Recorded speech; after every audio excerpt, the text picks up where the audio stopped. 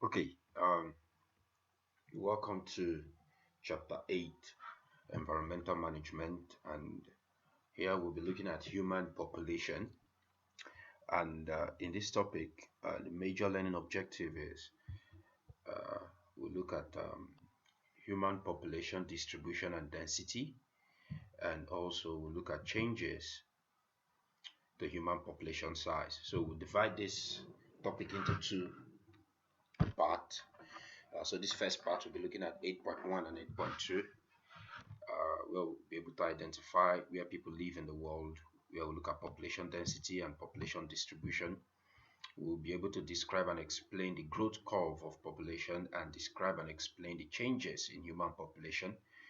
We'll look at lag, log, and carrying capacity. We'll look at birth and death rate, factors affecting birth and death rate, then factors affecting migration. So quickly, um, lesson one, let's see human population density and human population distribution and density. At the end of this lesson, scholars should be able to identify where people live, population density, and population distribution. So the major keywords are density and distribution. So when you hear the word population distribution, is simply the way people are spread out across the earth's surface, the way people are spread out across the earth's surface. And population density is the number of people who live in an area. So the number of people who live in an area. So you find out that the world population distribution is divided into three main groups. The world population distribution is divided into three main groups. So we have areas of low density.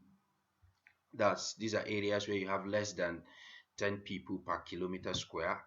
And examples of such areas are Sahara Desert and Canada.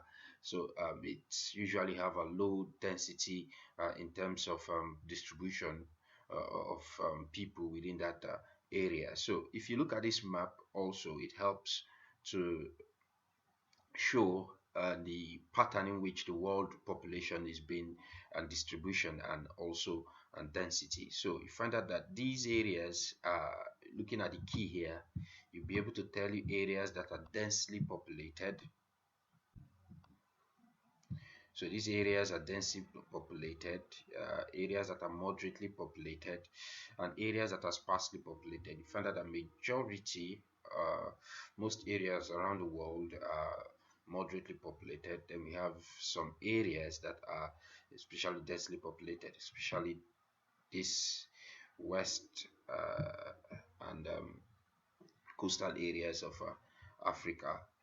You have most areas that are densely populated are actually around the coastal regions of the world, and once you move inland you find out that they are moderately populated, and areas that have extremely bad weather climates are quite sparsely populated, like the Sahara Desert here is sparsely populated, and which can be an attribute to the climatic condition within that area. Then we have areas of medium density where you have 10 to 50 people per kilometer square. Examples include California, Southeast Australia, and the Nile Valley in Egypt. Then we have areas of high density. So areas of high density have above 50 people per kilometer square. That makes it an area of high density. So you should um, be able to describe the distribution of people in an exam question. In a typical exam question, a map will be given to you and a series of questions will be asked based on the information given to you. So you should just know how to interpret it based on these major criteria. Now, example includes South and East Africa, yeah, East Asia and Europe. East Asia is densely populated. South and East Asia and Europe is also highly densely populated. Now, what are the changes in population size? So you should be able to explain the growth curve of population and describe and explain the changes in human population. So looking at the growth curve of population, there are three main phases. We have the lag phase, which is characterized by slow growth. We have the exponential log phase, which is characterized by rapid growth in population, and we now have stationary phase, which the major characteristics is stable or no growth. growth. So within the lag phase, where there is slow growth, you find out that the population size is very small. If this is the population growth curve, population size is very small. Do even doubling the population only produce a very small increase in population. Here is seasons where you have high birth rate, and you also have high birth rate is high and death rate is also high. So you find out that the population growth rate will be very low, and exponential log phase is where you have fast growth in population. Population growth at maximum, as limiting factors such as food availability and potential mates are all abundant. So factors that limit the growth of population are not a criteria in this situation. So you find out that the population growth is quite very fast. Food is available, and there is availability of potential mate. So as a result, the birth rate will be high, and things like improvement in medical care is available. So you expect that the population within this population growth within this exponential phase will actually be very high. Then we have stationary phase, where there is no growth. Population remain fairly constant with small fluctuations. You see, small fluctuations where it increases, decreases, increases, but it is usually around the what carrying capacity of that particular environment. Now, no growth when population remain fairly constant with small fluctuations due to variation in limiting factors. Due to variation in limiting factors, that's difference in limiting factors, it is at the carrying capacity of that particular environment. So variation in limiting factors such as food supply, such as potential mate, this can actually lead to some fluctuations within the stationary phase. So now let's look at the changes in human population. Changes in human population, where we look at birth rate, death rate, and also population migration. So birth rate is the average number of live births in a year for every 1,000 people. You can pause this and copy these definitions down. It comes out in between questions, like a 2-mark, 3-mark questions at times. So birth is the average number of live births in a year for every 1,000 people, while death rate is the average number of deaths for every 1,000 people. Then migration is the movement of people or animals. Migration is the movement of people or animals from one country or region to another. Migration is the movement of people or animals from one country or region to another. So we'll look at some of the factors that affect birth rate, death rate, and also migration. So let's move. Reasons or factors affecting birth rate and death rate. So what are the reasons for high birth rate, and what are the reasons for low birth rate? So some areas like LEDCs, that's less economically developed countries, have less economically developed countries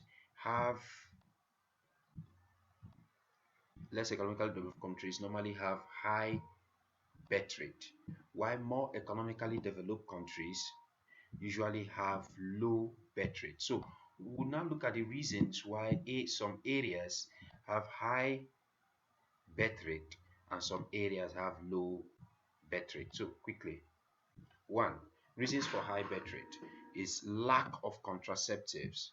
Lack of contraceptives such as condom.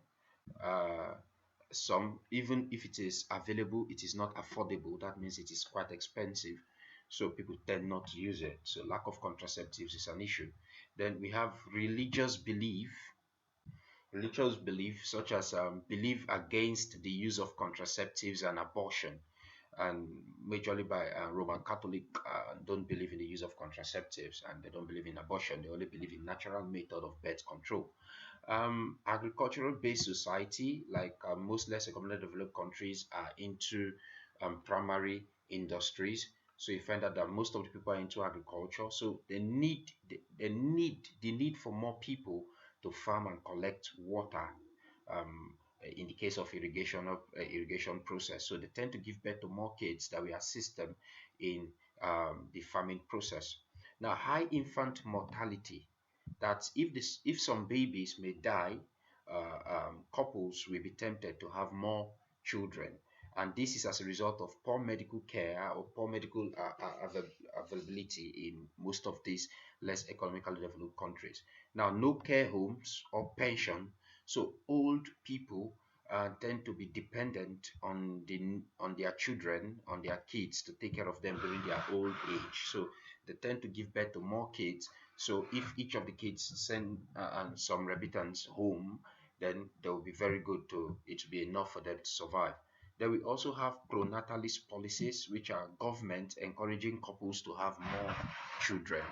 Pronatalist policies are policies where people are encouraged by the government to have more children. So if that is done, then you expect that the population will then, or the birth rate will tend to increase and population will rise in the same um, instance. Then we now have reasons for low birth rate, such as availability and affordability of contraceptives in MEDCs. So if it is available and affordable, example, cheap or free condoms given to people, it tends to help reduce birth rate.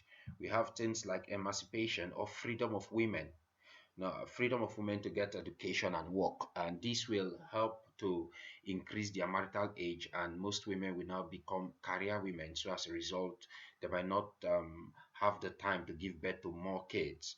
Then we have improved level of education, especially women. Now they tend to have the ability to know the importance of contraceptives, to know the impact of high population growth. So if they are taught and they understand this concept, they tend to give birth to low number of kids and children, so low birth rate eventually.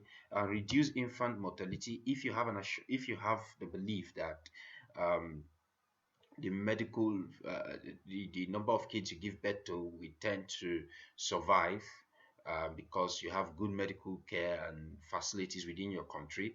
You will not be tempted to give birth to a high number of kids with fear in your mind because some may die. But if you have reduced infant mortality, they tend to give birth to two, three kids, and there's high possibility those kids will survive to a rightful old age. Now, introduction of pension homes to care for the elderly, so they don't depend on their children or on their kids at old age. Development of economy into secondary and tertiary sector.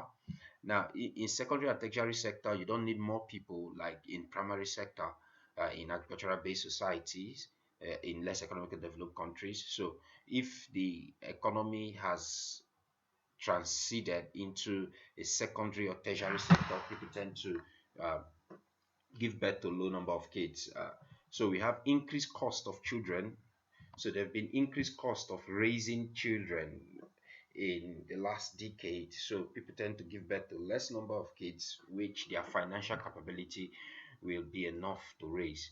Then we have delayed marriages and less children. Delayed marriages and less children in MEDCs. Then we have antinatalist policies like that of China, where people are discouraged from giving birth to from giving birth. So as a result, it drops the general population, and we have high cost of raising children also. I think this is tied to this. So please take note of all these important points. At least you should be able to constantly list 5 out of the individual 2. So we've looked at birth rate. So let's look at death rate. So reasons for high death rate. So there is high death rate too in most LEDCs, and in MEDCs the death rate is quite low. So let's just look at that quickly. So reasons for high death rate. We have natural disasters, which often only causes short-term increase, like Indian Ocean tsunami. We have conflict and wars, um, which lead to high death rate. Poor medical care, poor hygiene and sanitation will lead to increase in diseases, and therefore affect the death rate. Sorry, we have poor diet, might be a shortage of food or unhealthy food can also lead to death rate. Drinking alcohol, smoking, and taking drugs can lead to death rate. Lack of exercise, uh, where you have a sedentary lifestyle, where you just your life is simply based on a single location. You just sit always without exercising your body. It tends to lead to high death rate. Then we have shortage of clean water can lead to waterborne diseases and disease also such as cancer, HIV and AIDS, and presently COVID all has increased death rate. But there are certain reasons why the world population death rate has also dropped, and some of these reasons include immunization program against smallpox.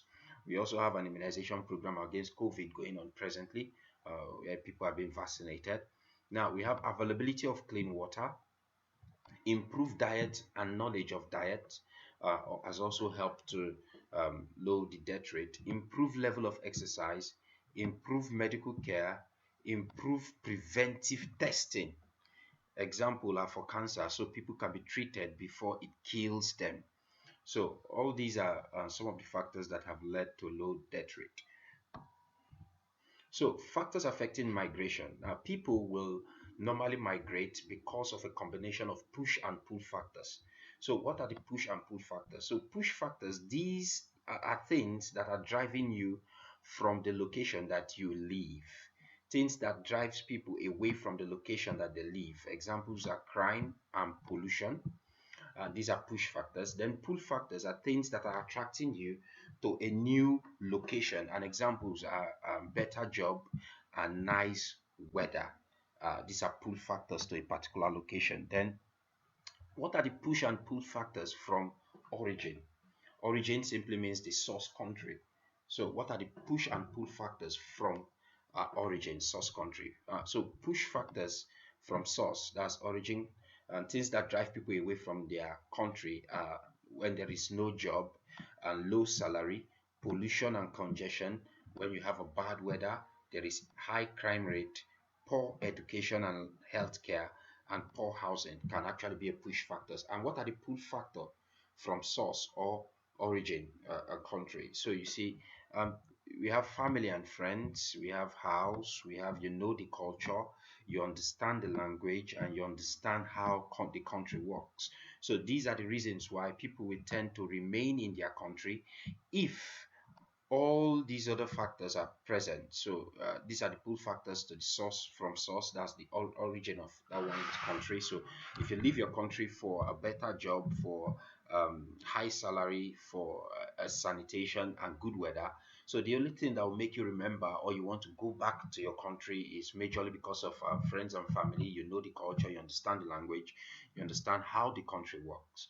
So let's look at push and pull factors of destination country. So what are those things that will attract you to the country you intend to go to?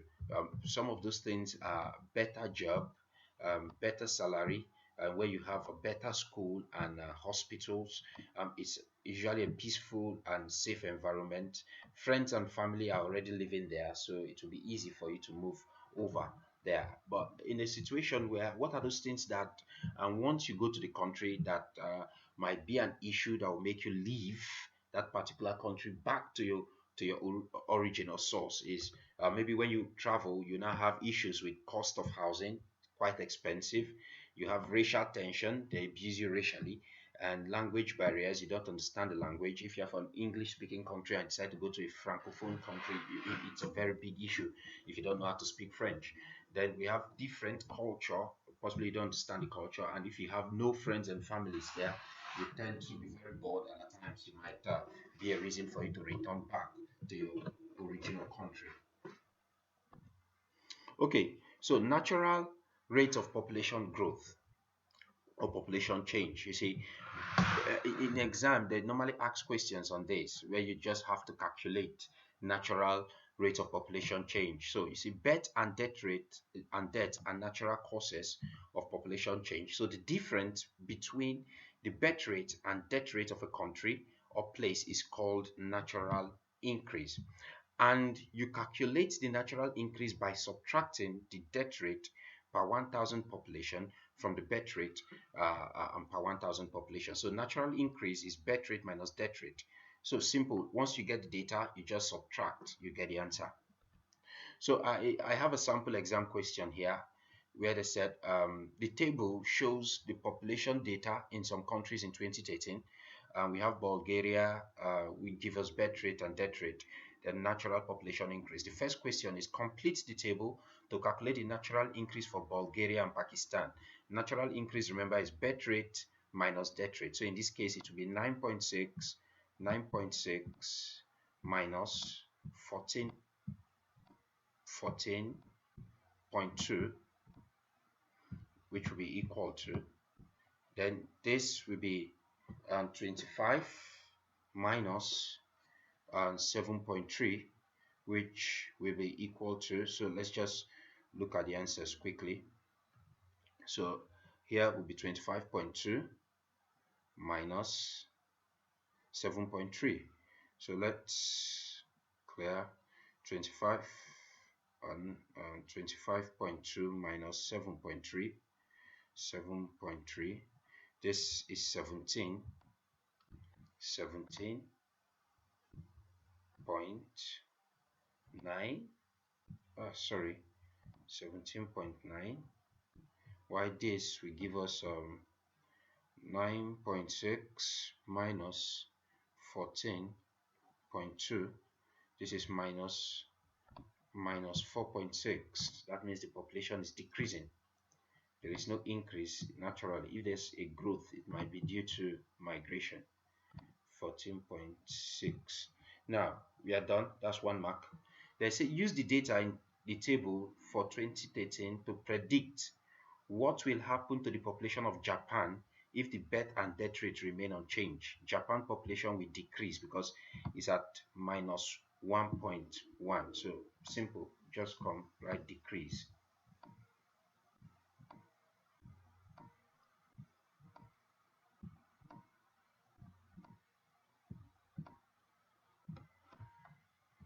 So it says suggest two reasons for the change in population you have predicted. So the two reasons for change of population you have predicted in Japan.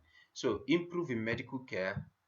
So what are the reasons for low birth rate? That's what they're asking you, because the birth rate is quite low. That is why you find out that the population, natural population growth rate is less. So improve medical care, that is, it reduces infant mortality. That's one.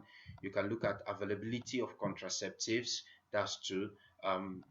Most of the economy is within a secondary and tertiary sector of the economy. It's more predominant. That's three. So simple. Then you now have used the data in the table to plot a graph of birth and death rate for each country, and you label your axes. So you should be able to use your key, label your axes to draw this data for each country. There it's usually it should be usually a bar graph. So this is quite straightforward. Then you see a question about population density I was talking about earlier. You see they give you the key. They say complete the key using the following terms: high density population, medium density, and low density. So from here, you know, areas around the coast here have high density. So this is high density. Then majority have a medium. Then areas within the desert have low density population. Then state one factors that attract people to migrate to an area: job availability, and one that discourage people: racial discrimination. Simple. So this is not something difficult. So part 2 of this video will look at population structure. So quickly, let's stop